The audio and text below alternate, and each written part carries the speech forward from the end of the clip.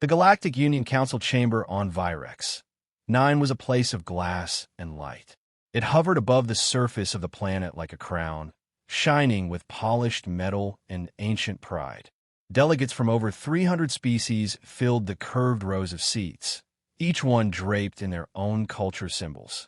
But today, all eyes were on the humans. Captain Elias Wren stood alone at the center platform. He wore Earth's navy blue ambassadorial uniform. Clean lines, no weapons, no insignia except the single silver pin of Earth's crest, an open hand over a rising planet. His face was calm, but his eyes were sharp, steady. There was no ceremony, no applause, just silence. High Chancellor Mix Varduin sat in the council's high seat, tall and thin, with pale green skin and 4 silver eyes. He watched Elias like a scientist examining an insect. His voice echoed as he spoke. Captain Wren, Earth's intention to withdraw has been received and processed. The Council, with a majority vote, has accepted your departure. Your final statement is permitted. Elias stepped forward. His voice was firm but controlled. Fellow Council members, he began, for over 70 years, humanity stood beside you. We served in your fleets, protected your borders, and helped resolve your wars. We brought ideas, innovation, and yes, at times, conflict. But we always gave more than we took. A few delegates shifted in their seats. Some looked uncomfortable. Others looked bored. Elias continued. We asked for inclusion. We asked for respect. We were told to adapt. We adapted. We were told to follow your systems. We followed. Still, we were treated as unstable, primitive, dangerous. He paused, letting the silence grow heavy. And so we leave, not in anger, not in fear, but because we finally understand we were never truly welcome here. The chamber was quiet. Mix leaned forward slightly, his tone dismissive. Humanity has often mistaken strength for chaos. We are relieved that your unpredictable influence will no longer disrupt our peace. Elias smiled, but there was no warmth in it. You think we were the chaos, he said softly, but we were the balance. He looked around the chamber one last time. You will learn, soon enough, what we held back, what we kept in check. We didn't come to dominate the Union. We came to hold it together. He stepped down, turned, and walked out. No one called after him. No one thanked him, not even those who knew better. Outside, the docking bay buzzed with human activity. Earth's remaining diplomats and envoys were already loading into sleek silver transports. Military escorts hovered nearby, alert and silent. A young officer saluted Elias as he approached. All ships accounted for, sir. Ready for departure. Elias nodded. Take us home. As the last human ship lifted off from Virex 9, the Union Council remained inside its glass chamber, confident in their decision, unaware of what was beginning to slip through their fingers. They thought they had removed the storm, but all they had done was take away the one force that kept the winds from tearing everything apart. Captain Elias Wren stood at the wide window of Earth's orbital command station. Below him, the blue and green planet turned slowly, peaceful and beautiful. Cities shimmered in the darkness. Lights from oceanside towers blinked in steady rhythm, like the pulse of a living world. After 70 years in the Galactic Union, Earth had come home. The station buzzed with quiet efficiency. Technicians moved through the halls. Officers passed orders back and forth. No panique, no confusión. Humanity had prepared for this moment. Behind Elias, a tall woman stepped into the room. Admiral Saida Cora, Earth Defense Commander. Her voice was steady. We've completed all civilian recalls from Union space. Trade routes are being restructured. Mars reports all colonial fleets are on standby. Elias turned to her. And the Union? They haven't contacted us. No threats, no diplomacy. Just silence. Elias nodded. He had expected that. The Galactic Union didn't beg. Not yet. They walked together to the meeting chamber. Inside, a table stretched across a long, narrow room. On one wall, a digital display showed Earth, Mars, and the outer colonies. Red markers indicated troop movements and border patrols. Counselor Lynn Vero, a civilian leader from Earth's political wing, leaned forward with his hands folded. We're stable for now, but there's pressure. Economies are shifting. Some colonies depended on Union trade. Let them adjust, said Admiral Cora. We were too dependent on the Union. That's what made us vulnerable. Elias sat down. We're not retreating. We're repositioning. We spent decades defending borders that weren't ours. Seoul is ours. We protect it first. It was a long pause. The mood in the room was serious, but calm. Everyone knew what was at stake. We have reports from Elysium sector, said a young aide. Pirate activity has increased. The Union hasn't responded. Elias raised an eyebrow. The same pirates we warned them about 3 years ago? The aide nodded. Yes, sir. They laughed at the reports. Said we were exaggerating. Elias leaned back in his chair. So they let us leave, thinking we were the problem. Now the cracks are showing. Cora crossed her arms. Let them fall apart. It's not our job to fix them anymore. But Elias didn't answer. He was looking at the display screen again, at the planets beyond Earth, at the empty spaces where human ships used to patrol. For the first time in 70 years, Earth was no longer part of the galaxy's grand experiment, no longer tied to alien politics, council debates, or endless compromise. They were free, but with freedom came a heavy silence, the kind that followed storms. Later, in his private quarters, Elias sat alone. He stared at a small metal case on his desk. Inside was a folded blue flag, the emblem of Earth's former seat in the Galactic Council. He hadn't thrown it away. He remembered his last day on Virex 9, the silence in the chamber, the way Mix Varduin looked at him like a nuisance finally removed. They don't see it yet, Elias thought, but they will. He looked out the window again. A fleet of Earth ships passed silently beneath the station, sleek, fast, armed. They were no longer part of the Union's fleet. They were something else now, independent, prepared, and waiting. The storm began quietly. It always did. 3 weeks after Earth's withdrawal, the Galactic Union received a distress call from the outer edge of the Elysium sector. A small mining colony on the moon of Thaler 7 was under attack. Pirates had landed with stolen ships, weapons, and demands. They took hostages. They cut power to communications. Only one emergency beacon got out. In the past, humans would have responded first. This time, no one moved. The council chamber on Virex 9 was colder now, not in temperature, but in tone. The large seats were still filled, but the energy had changed.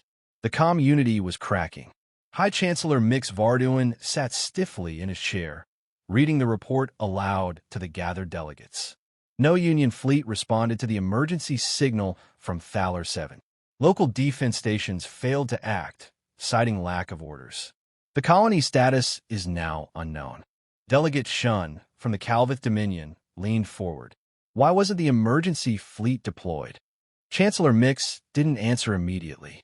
He adjusted his robes and spoke carefully. We are undergoing a transitional phase. With the loss of human patrol coordination, there have been delays. Delays? Another delegate snapped. We lost a colony. That wasn't just humans running patrols. That was structure, routine, protection. The humans were reckless, Mix said, his tone rising. They acted without consensus. They disrupted council protocol. They also got results, Shun replied coldly. Now they're gone, and things are falling apart. No one spoke for a long moment. In the corner of the chamber, an aide delivered another report to Mix. He read it quickly, his face darkening. Without looking up, he spoke again. There was a second attack. Freighter convoys along the Varn route. 2 ships taken. 1 destroyed. No Setabaivers. Gasps echoed across the chamber. The Varn route supplied 5 mid-tier worlds with food and medical supplies. Delegate Rila of the Visari Collective stood up. Her long silver hair shimmered as she raised her voice. This is what happens when we ignore balance. You removed a piece of the machine without knowing how it worked. Mix's expression hardened. We removed instability. Rilla stared at him. You removed your shield. Meanwhile, in the shadows of the galaxy, pirate clans celebrated. Without human patrols, their activities went unchecked. They knew the Union was slow. Too many rules. Too many voices. And now no one acted fast. On the planet Drosk, once secured by Earth's 7th Fleet, Raiders landed in broad daylight. They plundered supply hubs. No one resisted. On a distant outpost near the Volrex Belt, the entire population abandoned their homes, fearing what might come. Refugees poured into nearby systems, hoping someone would protect them. But there was no one. Back on Earth, Elias Rand stood in the command center, watching satellite footage of the chaos spreading across Union space. One of his aides stood beside him, a young officer named Rian Cole. They didn't waste time, did they? Rian said quietly. No, Elias replied. They never do. Admiral Cora joined them, her tone sharp. Union silence is breaking. They're realizing what they've lost. Elias didn't smile. He didn't gloat. He only watched. We warned them, he said. They didn't listen. Cora crossed her arms. Are we going to do something? No, Elias said. Not yet. We'll defend our own. But they made their choice. Behind him, a map flickered on the screen, dots of red spreading like fire through the edges of the galaxy. The Council had removed the humans, thinking they were the problem. Now the cracks had widened. The support beams had been kicked out from under the galaxy's fragile house, and it was starting to fall. The sun was just beginning to rise over Earth's eastern hemisphere when the message arrived. It was routed through 3 secure relay stations, bounced off an old Union comm satellite, and flagged as high priority. The encryption was Union standard, but the sender was unusual. Ambassador Tadhan Riex of the Serti people. Not a high-ranking official, not a common ally, but someone Elias Wren remembered. A quiet voice in a loud chamber. A delegate who had voted against Earth's expulsion. Elias stood in the command center, watching the message replay. Tothan's image flickered, a tall, scale-skinned figure with tired black eyes. Captain Wren, the message began, I speak not on behalf of the Council, but as one who sees what they do not. The Union is failing. The systems are fraying. We have lost ships, worlds, and lives.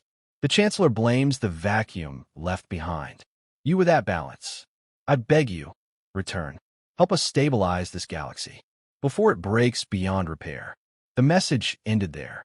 No demands, no threats, just quiet desperation.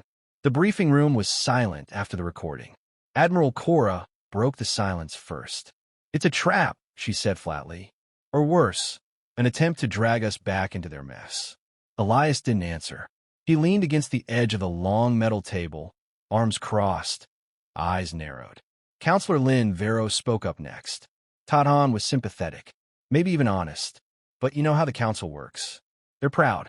They'll let half the galaxy burn before they admit they need help. They already did, Elias replied. They just didn't say it out loud. Cora folded her arms.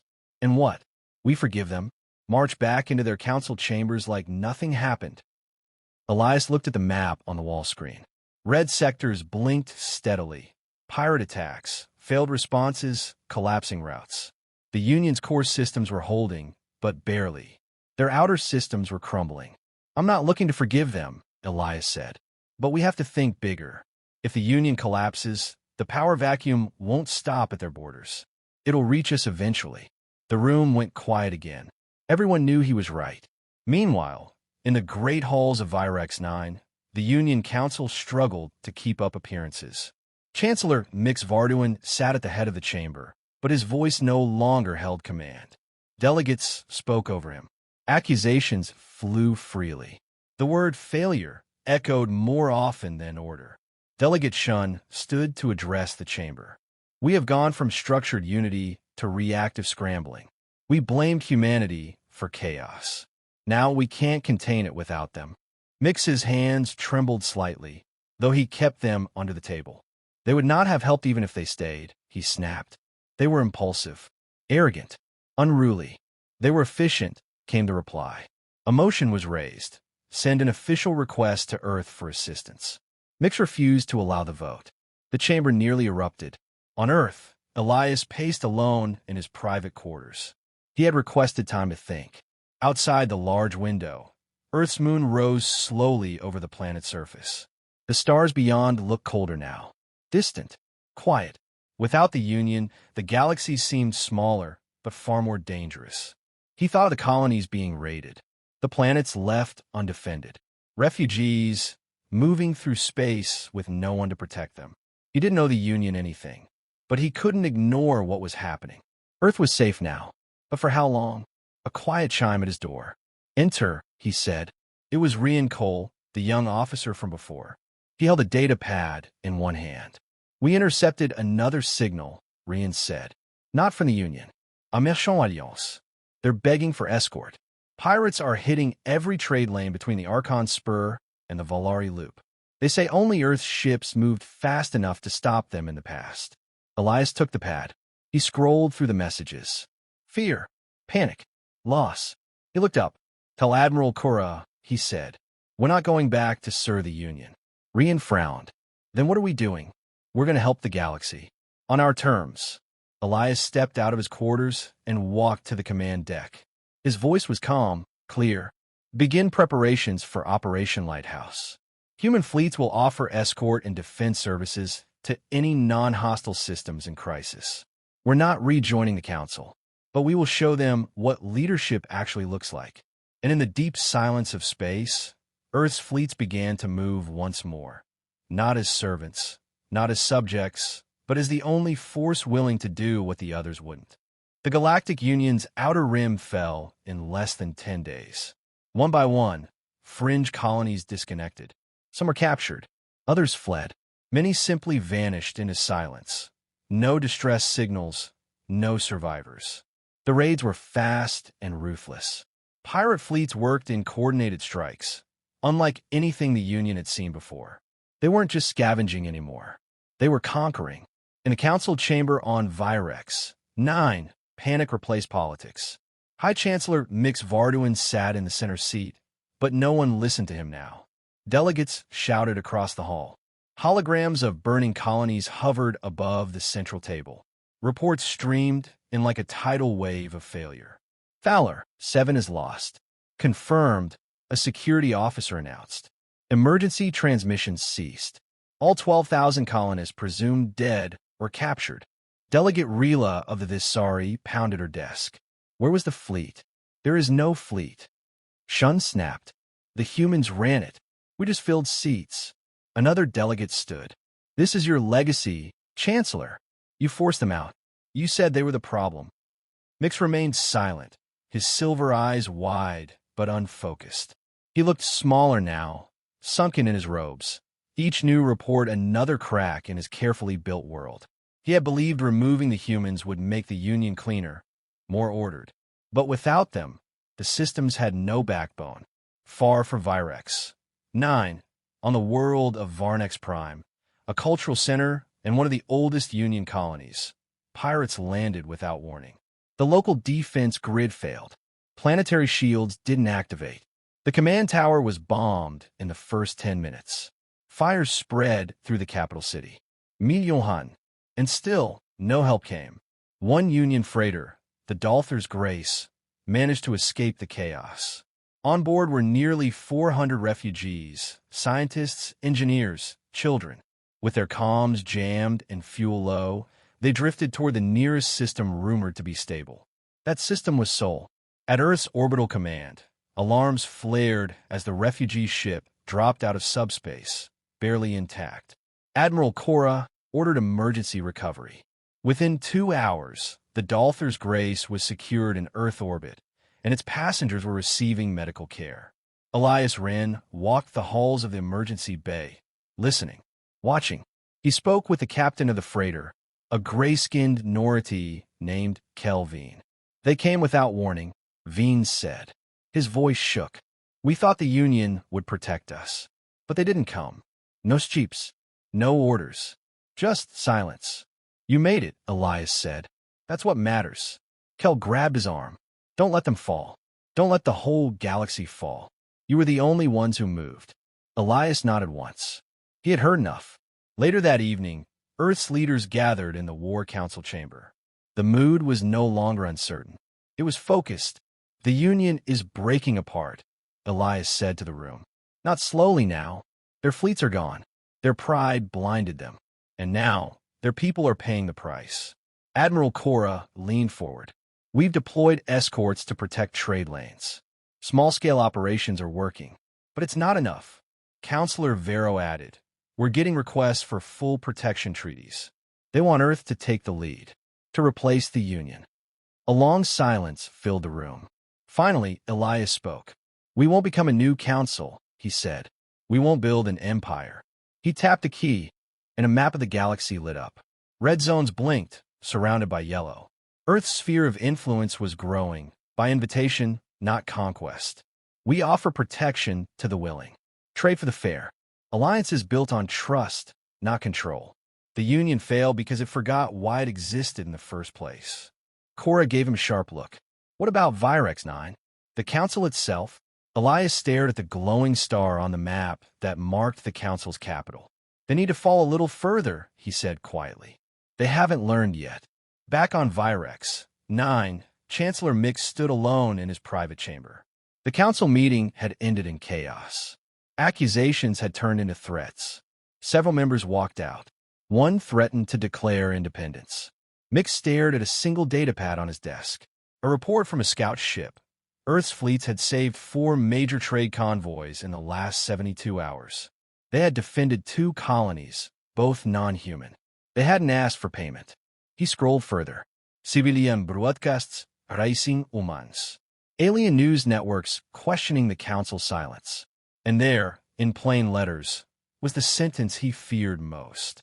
Perhaps humanity wasn't the danger. Perhaps they were the defense. Mix dropped the pad. His hand shook. He realized then what he had done. He had pushed away the only species willing to bear the weight of a crumbling galaxy. And now, nothing could stop what was coming. The skies over Virex 9 were gray when the human ships arrived. They didn't come in force. Just 3 vessels. 1 diplomatic cruiser and 2 escort-class warships, sleek and silent. Their silver hulls reflected the pale light of the Union's capital. But it wasn't their size that made the entire council fall silent. It was their presence. Humans had returned. For the first time since their exit, Earth had sent an official envoy. Inside the council hall, the delegates were restless. Some hopeful, some ashamed, others bitter. But all were quiet when Captain Elias Wren entered the chamber.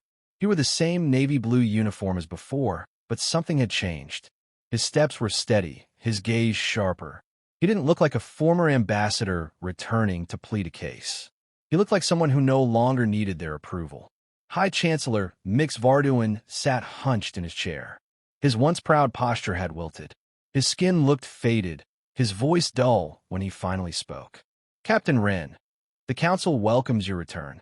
Elias stopped in the center of the room and looked directly at him. "I'm not here to rejoin the council," he said clearly. "I'm here to tell you what comes next." Gasps echoed through the chamber. Delegate Shun, who had once criticized humans, leaned forward. "We're listening." Elias nodded. "Your systems are collapsing. Your fleets are scattered. Your people, our people, are suffering. We warned you. You didn't listen. But Earth doesn't hold grudges. We protect what needs protecting." He paused, letting the weight of his words settle. "Our ships have been stabilizing trade lanes, rescuing refugees, defending colonies. You know this. You've seen the reports." Mix shifted in his seat. "You've done all this without permission." Elias turned toward him. "We didn't need permission. You lost the right to lead the day. You let people die because of pride." Silence followed. Then Delegate Realist stood. "What do you want, Captain Wren? What is Earth's price?" Elias looked around the chamber.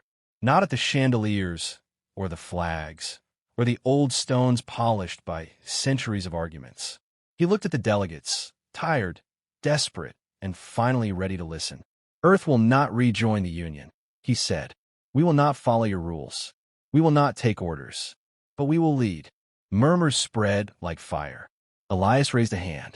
"We propose the formation of a new alliance, not built on politics, but on responsibility, open to any species willing to protect, to share, to act when others are in need." Rila asked, "And if we refuse?" Elias gave a faint smile. "Then Earth will stand alone, as we have, and will still be the ones your people call when everything else fails." The room went quiet again. Chancellor Mix stood, slowly, like a man dragging the weight of his own mistakes.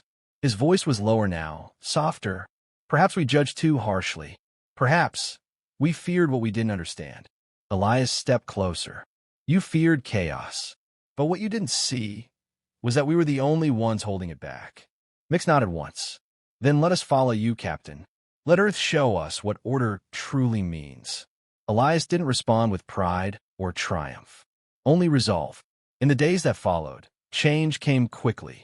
The Council disbanded its central authority. A new coalition began to form, one with equal seats for every world that joined. No single ruler, no forced rules, just shared purpose. Human officers helped retrain defense forces. Union outposts reopened under joint command. Pirate clans began to retreat, learning that Earth's response was no longer delayed by debate. Chancellor Mix formally resigned, replaced by a council of rotating delegates. He didn't fight it. In the end, he was just tired. The new alliance had no name at first, no anthem, but across the galaxy, ships painted a symbol on their hulls, an open hand over a rising world. Earth's symbol, a promise, not of dominance, but of protection. 1 week later, Elias stood once again in the Grand Chamber of Virex 9, now redesigned with simpler lines, open seating, and no high throne. He wasn't wearing a uniform this time, just a plain black jacket and silver ring bearing Earth crest. He didn't speak to the room. He spoke to the galaxy. Let this be the last time we choose silence over action, he said. Let this be the first time we build something that won't fall when tested. We don't need to agree on everything. We just need to agree on what matters. Lives, peace, and the courage to stand for both. The room stood and applauded, not out of formality, but because they believed it. Elias nodded once, then turned and walked away, his mission complete. The halls of Irex 9 were different now. Gone were the banners of the old Union, the polished symbols of the past that had crumbled under its own weight. In their place were simple panels of neutral steel, banners stitched by refugees from across the stars. The new chamber no longer sat high above all others. It was built at ground level, open to the sky. It was the first meeting of the newly formed Interstellar Coalition. Delegates arrived not in grand parades, but in quiet groups, stepping off transport ships with steady resolve. There was no ceremony, no fanfare, only purpose. They took their seats at a wide, round table. No head, no throne, no hierarchy. At the center of the chamber was a simple emblem projected in soft blue light, an open hand over a rising world. Earth's symbol, now shared by all. Captain Elias Wren stood just outside the chamber, watching the new delegates settle in. He wore no title, no badge. He had refused formal leadership in the new coalition, though everyone still looked to him as the one who had made it possible.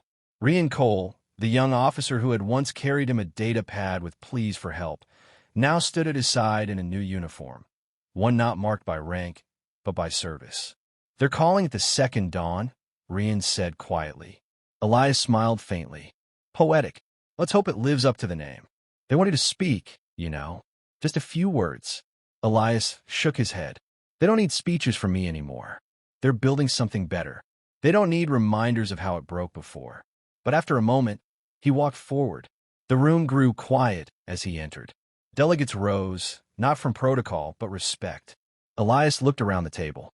Species once divided by fear, politics, and pride now sat side by side. Calvith, Serati, Visari, humans, and dozens more.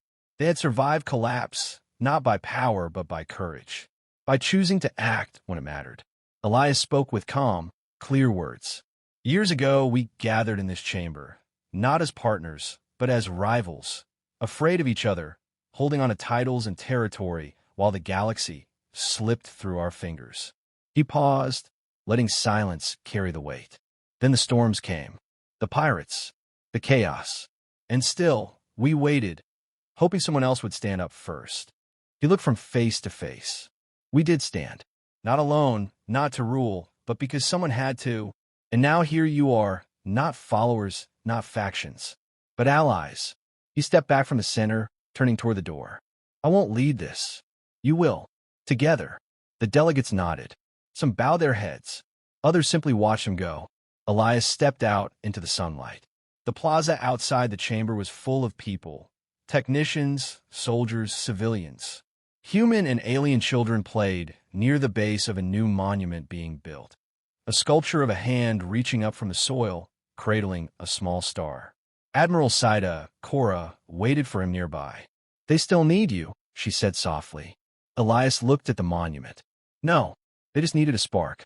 Now the fire belongs to them." He looked up at the sky. Earth was out there, strong and safe. But now it wasn't alone. Neither was anyone else. The galaxy had changed, not because humans returned, but because they chose to rise above pride. Because they had shown what leadership meant. Not command, not fear, responsibility, hope. The new coalition would make mistakes. They would argue. They would struggle. But they would also act. And that, Elias thought, was the only kind of peace that ever truly lasted. He walked away from the monument, hands in his pockets, leaving behind titles and medals. But not the mission. Never the mission.